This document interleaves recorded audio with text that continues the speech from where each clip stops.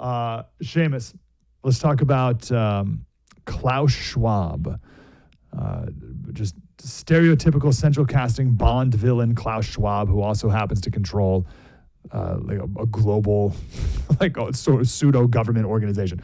What happened with Klaus Schwab this week?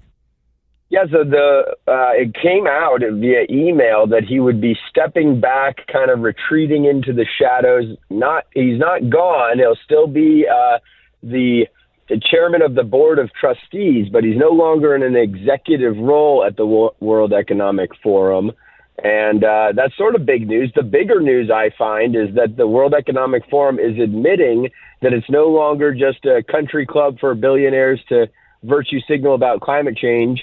It's going to be the leading global institution for public-private partnership. And so what does that mean?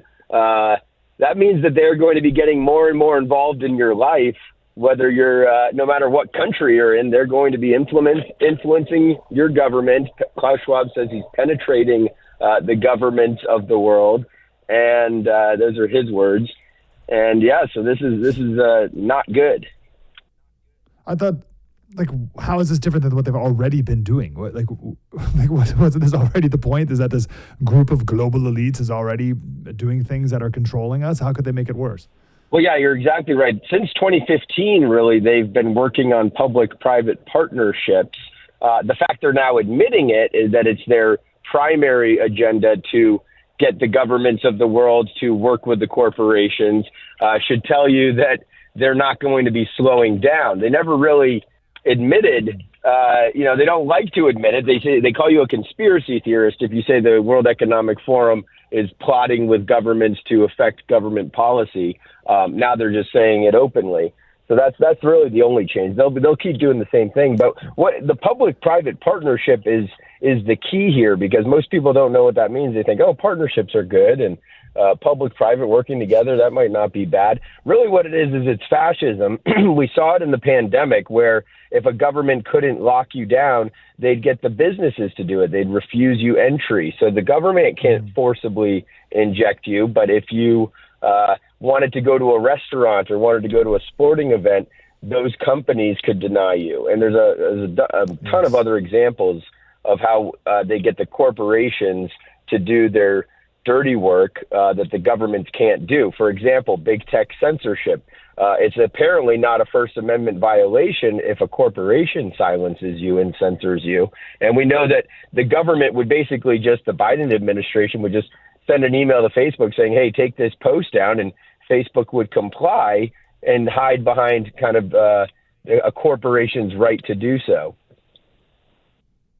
Yes, give us something recent that they've been stewing about over at the World Economic Forum that we should be concerned about moving forward. Well, I'd say the biggest thing that the Davos 2024, they said the theme was, quote, rebuilding trust. That's just lip service. Obviously, they know they're not going to be rebuilding any trust with most of the peasants around the world.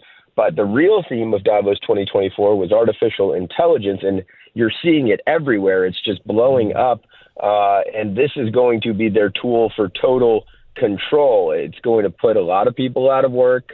That's what they say, and estimates vary from 40 to 80% of the job force affected negatively. And so what that is going to lead to is calls for more and more checks, universal basic income, welfare checks. Well, Sam Altman has got you covered. That's the head of OpenAI, ChatGPT. And he says, in order to get your checks, you'll have to have, of course, a biometric digital ID. They got to know who they're sending the check to. They also say that central bank digital currencies will be a great way to get you your cash faster. And so not to worry, if you've lost your job, you'll just be totally locked down in the pod eating the bugs. I want everyone to be very aware of this concept that you just touched on, and that is efficiency. I fear that tyranny will be presented to us and pitched to us as so much more efficient. And we put such a value on that a lot of people will fall for it. like, oh, digital income, I don't know, that doesn't seem like a great idea, or like your spidey senses kind of tingle when you hear that. That doesn't sound good. But it will be a lot easier, Seamus. Like, if you think about it, the money just goes right into and I'm done. I don't have to think about anything, and it's already there, and I'm already kind of doing it already, so what's the big deal anyway? Do they make that argument a lot, or am I making that up? Oh yeah, it's all about efficiency. It's either for convenience or for security. So they kind of go back and forth between it's for your convenience or it's for your safety and security.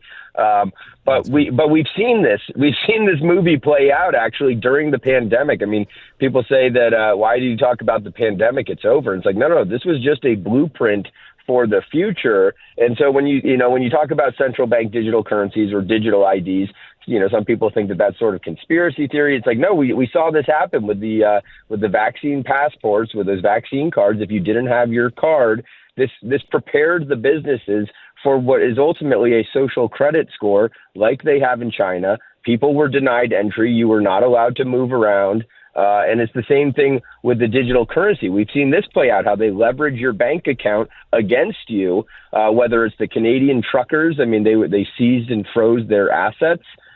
With January 6 protesters, the banks would cooperate with the feds with no warrants, totally violating Fourth Amendment.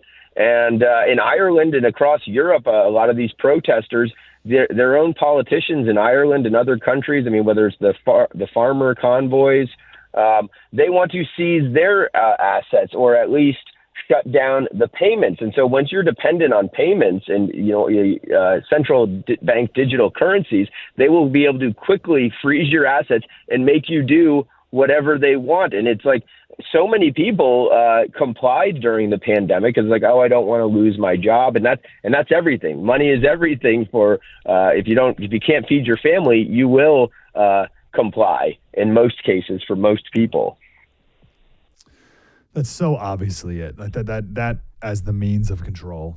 Tyrants in the past didn't have the ability to control your bank account like they do now. It's so obviously it. So we're talking about some we've been talking about specifics. How would you describe, we're talking with Seamus Bruner, author of Control Oligarchs, where one of the chapters is about Klaus Schwab, although he weaves his way through many of them. What would you say is the worldview of these people? And we can compare that to our, whether it's American worldview or conservative worldview or a Christian worldview, but how would you compare that to the worldview of Klaus Schwab specifically? Well, it's not a conservative or a Christian worldview, that's for sure. I would describe it as anti-human. Everything that they do is anti-human. It's not natural. I mean, Klaus Schwab talks about this fourth industrial revolution. He's kind of giddy about it, the idea of maybe living forever and implanting microchips in brains and biotechnological upgrades. And so these are anti-human types where, I mean, even Elon Musk working with Neuralink, I mean, you see some of the medical benefits, but there's a quadriplegic and nobody could be against a quadriplegic being able to move or do things with their mind. But that's not the end goal here. The end goal is they want to live forever. They want to upload their brains to the cloud and maybe download them into some sort of Android. And so, I mean, that's the long-term view. They think that in their lifetimes, they will be able to crack immortality. But I would say that, I mean, the worldview is maybe something called a technocrat. A technocrat is the rule by a scientific elite. The peasants are just too dumb to be making decisions. And so that's why we need the engineers and the scientists to make all the decisions. It is an inherently undemocratic or anti-democratic system. People do not have a say. I mean, that's why none of these guys are elected, and they love it that way. And because they're unelected, people like Klaus Schwab or even Bill Gates or any of the other control oligarchs, George Soros, I lay out in the book, because they're unelected, they're unaccountable. So they hate being held accountable, and that's the type of system they want. It's maybe something like in China, like a state-run capitalism where the corporations are private, but all of the monopoly on the coercive use of violence that the state has is at their disposal. And so they can privatize all of the profits, socialize all of the losses, and throw anyone who tries to push back into the gulag. The book's called Control Oligarchs. Klaus Schwab's stepping down from at least the top position, but as you said, still involved. It's pretty impressive, actually, if we just step aside for a moment, that Klaus Schwab was able to put together this group, this World Economic. It's turned like he's not that rich. Like he's richer than you or me. I don't know how much money you've made off your book, Control Oligarchs. He's richer than us. But there's people richer than him that have not put together this pseudo one world government organization. Like, it's a pretty impressive thing he's created. Did he plan on doing something like this? Like, how did he pull this off? Yeah, so I mean, I'll try to give the very short version of the story. He's an academic. I mean, he's kind of a nerd. He went to got multiple degrees, 3 or 4 degrees. Ends up at Harvard under the tutelage of one Henry Kissinger. This is before Henry Kissinger was the famous statesman and diplomat. This was Henry Kissinger, who had just, he was kind of coming out of the revolving door from the Rockefeller Brothers Fund. So Henry Kissinger was an agent of the Rockefellers, and this would be, the richest family or one of the richest families in history at the time. This is the, 1960s. And the Rockefeller Brothers had funded several organizations very close to the World Economic Forum. There's another organization, sort of a sister organization called the Club of Rome. These are all very wealthy industrialists. So Klaus Schwab is just a young academic, and he goes and sets up this European Management Symposium right after meeting Henry Kissinger. So we don't have the meeting minutes of these secret smoke-filled rooms, but we know that there was always big money behind it from the get-go before Klaus Schwab himself had any money. And Deutsche Bank, for example, was one of the first sponsors. This is one of the largest banks in the world. And so, yes, he's in a way a front man or a spokesman for corporate interests who would prefer to sort of hang back in the shadows and not publicly state their goals.